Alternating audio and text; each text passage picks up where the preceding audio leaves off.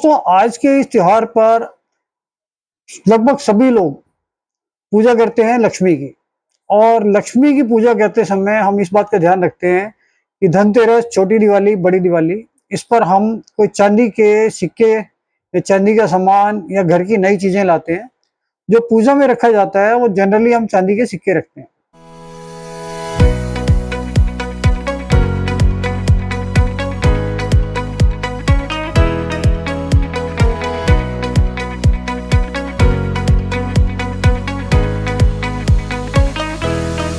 दोस्तों नमस्कार। Royal arts and numismatic jewellery रंग के यूट्यूब चैनल पर आपका स्वागत है। दोस्तों आज दिवाली है और दिवाली की मुबारकबाद हम सबको तहे दिल से देना चाहते हैं। सबको ये दिवाली खुशियां अपूर्व लेके आए, बहुत बहुत ज्यादा खुशियां सबको मिले और सब चीजें आपकी जो भी कामनाएं आपकी वो पूरी हों। तो दोस्तों आज के इस त्योहार पर लगभग सभी लोग पूजा करते हैं लक्ष्मी की। और लक्ष्मी की पूजा करते समय हम इस बात का ध्यान रखते हैं कि धनतेरस, छोटी दिवाली, बड़ी दिवाली, इस पर हम कोई चांदी के सिक्के या चांदी का सामान या घर की नई चीजें लाते हैं। जो पूजा में रखा जाता है वो जनरली हम चांदी के सिक्के रखते हैं। ये ट्रेडिशन हम बहुत लंबे टाइम से देखते आ रहे हैं कि लगभग सभी घरों में जब लक्ष्मी जी की पूजा करते हैं तो उसमें चांदी के सिक्के जरूर रखते हैं। हम सभी लोग रखते हैं जो भी इस पूजा को करते हैं। तो हम अक्सर क्या होता है, इसमें हम लक्ष्मी गणेश के सिक्के लाते हैं। तो लक्ष्मी जी और गणेश जी की फोटो होती है उस पे, और वो मार्केट में ज्वेलर्स के यहाँ मिलते हैं नॉर्मली। लेकिन बहुत ज्यादा करप्शन और बहुत सारी चीजें ऐसी चल रही हैं जिसकी वजह से टाइम टू टाइम वो सिक्के इतने कॉमन हो चुके हैं और उसकी प्योरिटी की कोई गारंटी कभी भी नहीं होती। तो ये सिक्के सबको पता है कि ज्वेलर्स के पास से बिकेंगे, आप लक्ष्मी गणेश के सिक्के लाओगे, वो आप पूजा में रखोगे। तो इसके लिए बहुत सारे दुकानदार क्या करते हैं कि उसकी जो प्योरिटी है वो प्योरिटी लगभग 10% प्योरिटी से लेके 70%, 80% तक की प्योरिटी में वो कॉइन बनते हैं। अगर कोई बहुत अच्छा दुकानदार है या फिर आप गवर्नमेंट से एमएमटीसी से ले रहे हो तो उसकी एक ऑथेंटिक गारंटी होती है। अदरवाइज वो चांदी के सिक्के जो आप लक्ष्मी गणेश के बाजार से लाते हैं, नॉर्मली ज्वेलर्स के यहाँ से लाते हैं, तो उसकी प्योरिटी कम होती है। उसी के कंपैरिजन में अगर आप जो गवर्नमेंट ने इशू किए थे चांदी के सिक्के, पहले जो 1 रुपए का सिक्का चलता था चांदी का ब्रिटिश पीरियड का, वो विक्टोरिया का चलता था, ईस्ट इंडिया कंपनी का चलता था, जॉर्ज पंचम का चलता था, एडवर्ड का आता था। तो ये सिक्के भी चांदी के आते थे और ये ऑथेंटिक होते थे। ये गवर्नमेंट इशू करती थी और इसका 11.5 ग्राम 650 ग्राम का वजन होता था और इसमें प्योरिटी भी फिक्स होती थी 91.6%। तो इन चीजों से भी आप अपने लक्ष्मी गणेश जी के साथ साथ इनको रख के चांदी की पूजा कर सकते हैं, चांदी के सामान की पूजा कर सकते हैं। और ये वो सेविंग है क्योंकि चांदी आज की डेट में 1 लाख रुपए से ऊपर हो चुकी है। तो इसकी अगर ऑथेंटिक वैल्यू के हिसाब से हम कोई भी चीज खरीदते हैं तो उसकी एक वैल्यू हमेशा के लिए रहनी चाहिए। और कभी भी फ्यूचर में वो कॉइन किसी को भी आप दिखाओगे तो अगर वो कॉइन ओरिजिनल है ब्रिटिश इंडिया का तो उसकी पूरी वैल्यू चांदी के हिसाब से, और उसके साथ प्लस एंटीक्विटी कि उसकी एंटीक वैल्यू भी उसमें कुछ ना कुछ जरूर बढ़ेगी। अभी तक उन चांदी के सिक्कों में एंटीक्विटी वैल्यू बहुत ज्यादा नहीं है। मतलब उसमें अगर 1000 रुपए की चांदी है तो 1100, 1200, 1300 रुपए में मिल रहे हैं। लेकिन आने वाले टाइम में जैसे जैसे वो सिक्के कम होते जा रहे हैं और उनकी डिमांड ज्यादा है तो वो उन सिक्कों की वैल्यू काफी बढ़ेगी। तो इसमें आपकी डबल डबल फायदा है। इसमें आपको एक तो चांदी की वैल्यू बढ़ेगी, एक एंटीक्विटी की वैल्यू बढ़ेगी।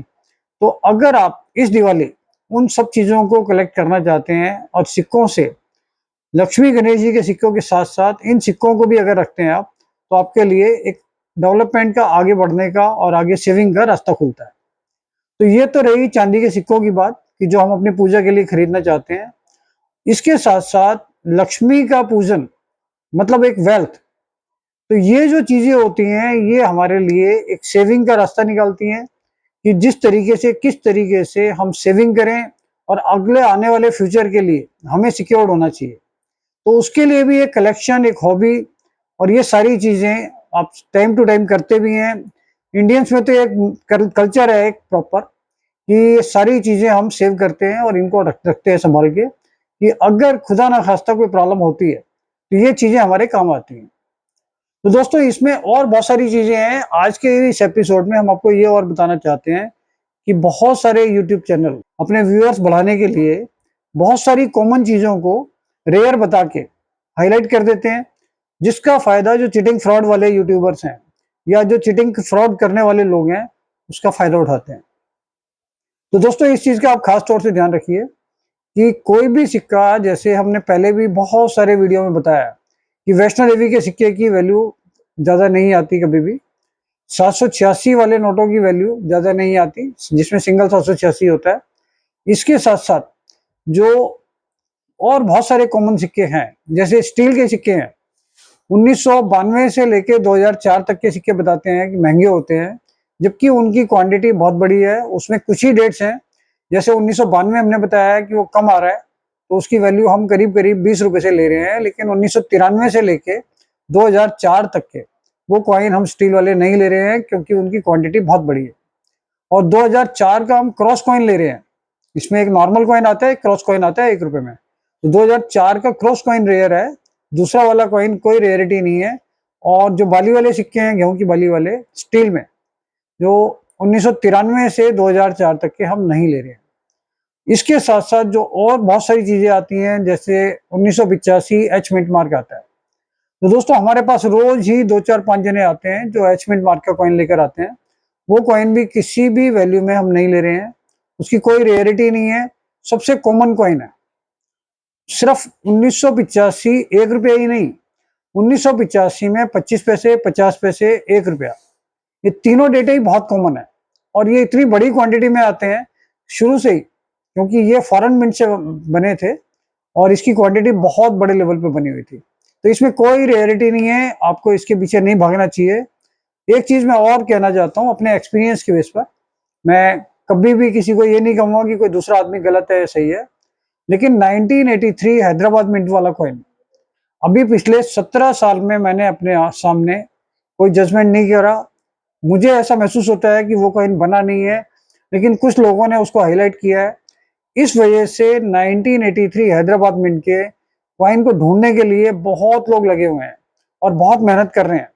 वास्तविकता में मेरे हिसाब से वो कॉइन नहीं बना है, और अगर वो अवेलेबल है तो वो शायद 1 या 2 या 3 कॉइन के बारे में बातचीत हुई है, लेकिन उसके बारे में भी हम श्योर नहीं है कि वो बना है। इसी तरीके से बहुत सारे लोग 91 नोएडा भी ढूंढ रहे हैं। तो 91 नोएडा की विंटेज बहुत कम है, लेकिन 1991 नोएडा का कॉइन हमने सेल भी किया है, परचेज भी किया है। हमने कम से कम 8 से 10 कॉइन वो परचेज किए हैं अभी तक। तो वो कॉइन भी कम मिलता है, तो उसकी रेयरिटी भी काफी है।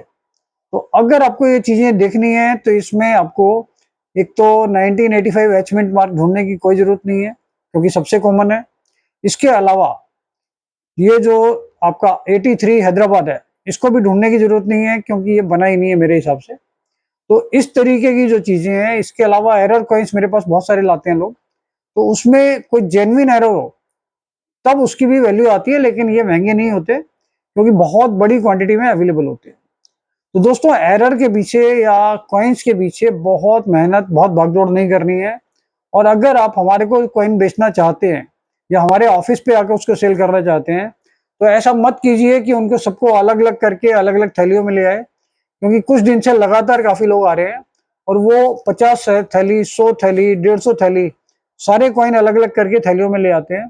तो सिर्फ उनको देखने में ही, चाहे वो वैल्यू हो या ना हो, हमें आधा घंटा 1 घंटा एक कस्टमर के साथ लग जाता है। तो आप उनको, अगर आपको रेयर देखने हैं तो रेयर की अलग से थैली बना लो कि ये कॉइन रेयर है, आपके 5 कॉइन, 10 कॉइन, 20 कॉइन जो रेयर है उनको अलग रख लो। जो कॉमन कॉइन है उनको बिल्कुल अलग करके लाने की जरूरत नहीं है। अगर वो कॉमन है तो कॉमन ही है, उनको एक साथ ला सकते हैं। और कभी भी हमारे ऑफिस पे आना चाहते हैं आप सेल करने के लिए, तो आप डायरेक्ट आ सकते हैं, उसके लिए अपॉइंटमेंट की जरूरत नहीं है। अभी कुछ दिन तक हम ये चाहते हैं कि सब लोगों को मौका मिले और सब आए, और हम कोशिश करेंगे कम से कम एक दिन में हम 40 से 50 लोगों को सामान देख सकते हैं, खरीद सकते हैं, ये कोशिश करते हैं। अब दिवाली के समय में हमारा दिवाली वाले दिन छुट्टी रहेगी, अब सिर्फ पूजा के लिए आएंगे, उस दिन हम परचेज नहीं करेंगे। उसके बाद शनिवार का हम ऑफ रख रहे हैं ऑफिस का, क्योंकि स्टाफ भी चाहता था कि शनिवार की छुट्टी रहेगी। फिर ये मंडे से ऑफिस खुलेगा हमारा, तो आप मंडे से कभी भी आ सकते हैं। तो दोस्तों इस एपिसोड में इतना ही। दिवाली की दोबारा से सबको बहुत बहुत मुबारकबाद। Thank you. दोस्तों जो भी रंग के साथ कोई भी किसी भी तरीके की कॉइन्स और नोट्स की परचेजिंग करना चाहते हैं वो इस गूगल फॉर्म को फिलअप कर दें।